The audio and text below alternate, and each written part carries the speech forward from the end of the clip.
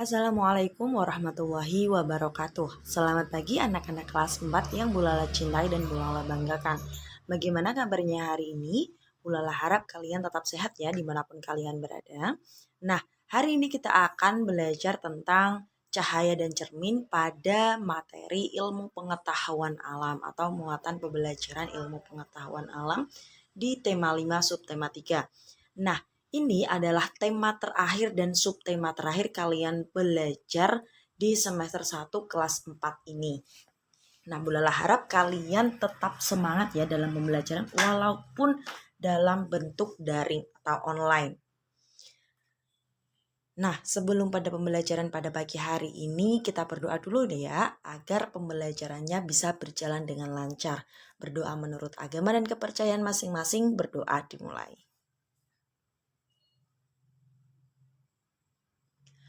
Berdoa selesai. Nah, anak-anak, pada subtema pertama dan subtema kedua kan kalian sudah belajar tentang cahaya dan cermin.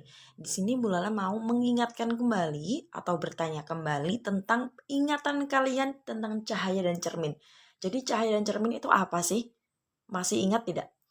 Cahaya dan cermin itu sangat berkesinambungan, di mana cermin itu merupakan salah satu sifat atau salah satu contoh sifat dari sebuah cahaya. Maksudnya bagaimana?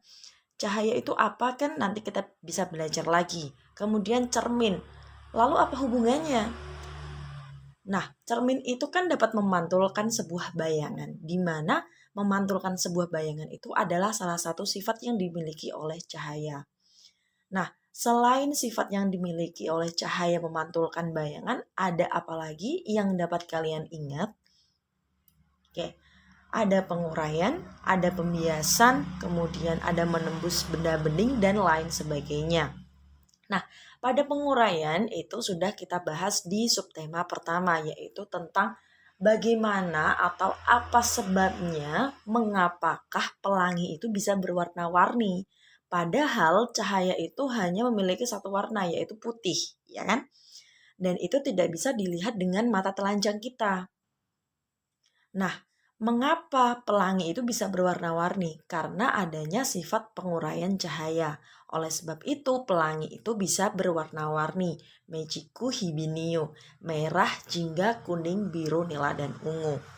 Nah, sekarang kita akan fokus pada cermin. Kita akan fokus pada cermin dan cahaya. Di mana cermin itu salah satu sifat dari cahaya, yaitu memantulkan sebuah bayangan. Nah, di sini Bulala akan mengingatkan kembali tentang apa itu cahaya dan apa itu cermin. Yang pertama adalah cahaya. Cahaya itu merupakan suatu bentuk energi yang dipancarkan oleh sumber cahaya dalam bentuk gelombang elektromagnetik. Sedangkan cermin itu merupakan suatu benda yang berbentuk datar dan dapat menimbulkan sebuah cahaya. Jadi, cahaya itu memiliki sifat yang dapat dipantulkan, di mana sifat yang dapat dipantulkan itu dimiliki oleh cermin. Cermin itu merupakan sebuah benda yang dapat memantulkan cahaya. Oke, yang dapat memantulkan cahaya. Nah, di sini Bulala akan menjelaskan secara lebih rinci ya. Cermin itu merupakan benda yang bisa memantulkan cahaya atau sebagai reflektor dan merefleksikan sebuah bayangan. Cermin memiliki sisi yang dibuat datar, cembung, dan cekung. Masih ingat ya? Cermin itu memiliki sisi yang dibuat datar, cembung, dan cekung. Cermin jika dilihat dari bentuk permukaannya itu dibedakan menjadi cermin datar dan cermin lekung. Di mana cermin lekung itu adalah cermin cembung dan cermin cekung. Jadi cermin cembung dan cermin cekung itu disebut dengan cermin lekung. Ingat ya, kalau cermin cembung itu cembung saja, cekung itu cekung saja, tapi kalau cermin lekung itu berarti cermin cembung dan cermin lekung. Nah, di sini kita akan bahas satu persatu. Yang pertama adalah cermin datar. Apa itu cermin datar? Cermin datar merupakan cermin yang memiliki bentuk yang rata, atau cermin datar merupakan cermin yang memiliki permukaan datar seperti garis lurus. Jadi itu lurus, tidak ada gelombang-gelombangnya, tidak ada belokan-belokannya, jadi harus lurus. Nah, cermin datar itu memiliki bayangan yang dihasilkan oleh cermin datar itu memiliki dimensi ukuran panjang dan lebar. Jadi cermin datar itu memiliki dimensi ukuran panjang dan lebar. Jadi ada panjangnya berapa, ada lebarnya itu berapa. Nah, jarak yang dihasilkan antara cermin dengan benda sama dengan jarak antara cermin dengan bayangan. Jadi jaraknya itu sama, tidak berbeda. Tidak semakin jauh, juga tidak semakin dekat, tetapi sama. Bayangan yang dihasilkan cermin datar itu memiliki 3 sifat. Yang pertama maya, tegak, dan sama besar. Ingat 3 sifat. MTS. MTS. Maya, tegak, dan sama besar.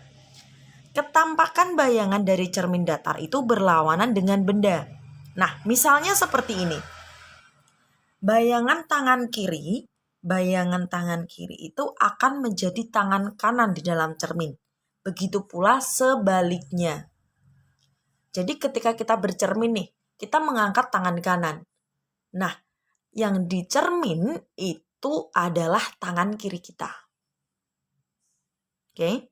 Jadi kebalikannya, kita mengangkat tangan kanan, di nyata kita mengangkat tangan kanan, tetapi yang di cermin itu adalah tangan kiri kita. Begitu sebaliknya, kalau kita mengangkat tangan kiri, maka yang di cermin itu adalah tangan kita, tangan kanan kita. Nah, nanti bisa kalian lihat atau kalian praktekkan di depan cermin, kalian angkat tangan kalian atau kaki kalian, atau mungkin kalian bisa memegang telinga kalian dan lain sebagainya. Nah, ini adalah salah satu contoh cermin datar. Yang kedua adalah cermin cembung. Apa itu cermin cembung? Cermin cembung adalah cermin yang memiliki bentuk melengkung ke arah luar. Jadi cermin cembung itu ke arah luar. Ya, ingat kalau cembung itu luar.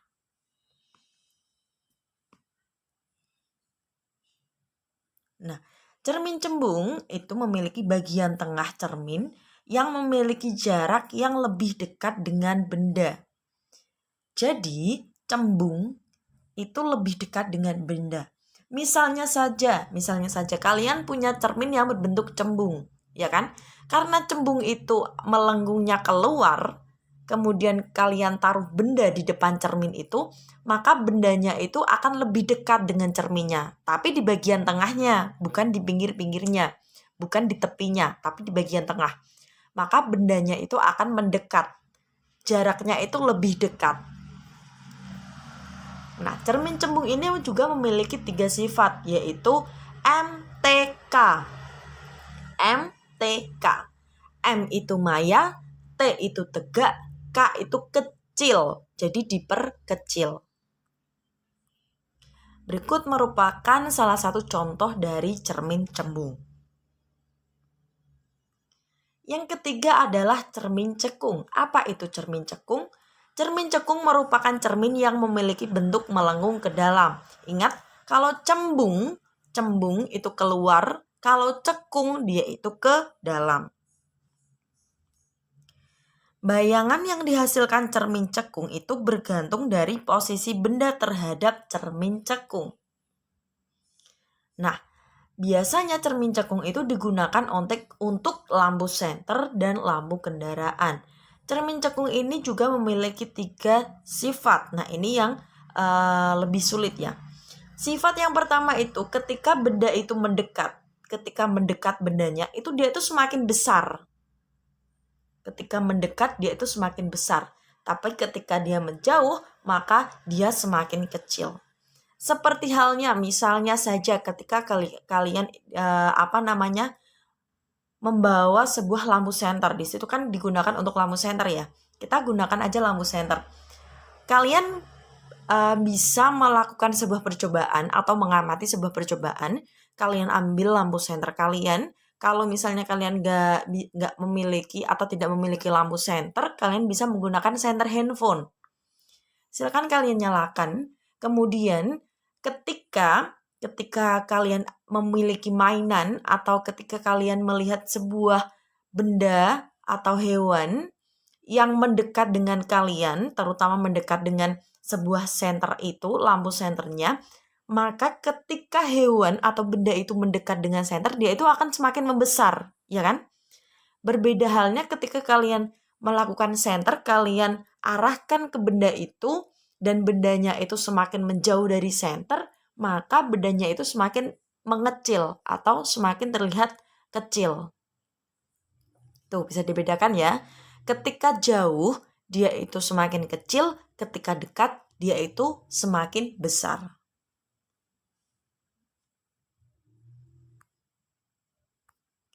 Nah, berikut merupakan salah satu contoh dari cermin cekung. Nah, anak-anak kemarin kan sudah belajar tentang loop ya, kaca pembesar. Kemarin kalian sudah belajar tentang loop atau kaca pembesar. Itu adalah salah satu contoh yang dapat dimanfaatkan oleh manusia. Di mana loop atau kaca pembesar itu memiliki manfaat untuk memperbesar atau memperjelas sebuah tulisan. Oke, sebuah tulisan atau sebuah benda. Nah, di sini Bu Lala akan memberikan salah satu contoh kembali tentang manfaat sebuah cermin bagi manusia dalam kehidupan sehari-hari. Salah satu manfaat cermin itu dapat digunakan yaitu periskop. Apa itu periskop? Periskop itu merupakan alat yang digunakan untuk melihat permukaan laut dari kapal selam. Kalian itu pernah tidak melihat kapal selam? Entah itu di media sosial, di handphone kalian, kemudian di dalam koran, buku, atau baik itu buku pembelajaran, buku cerita, di televisi, dan lain sebagainya. Bulan yakin kalian pernah melihat kapal selam. Nah, kapal selam itu kan di dalam laut ya. Kapal selam itu di dalam laut.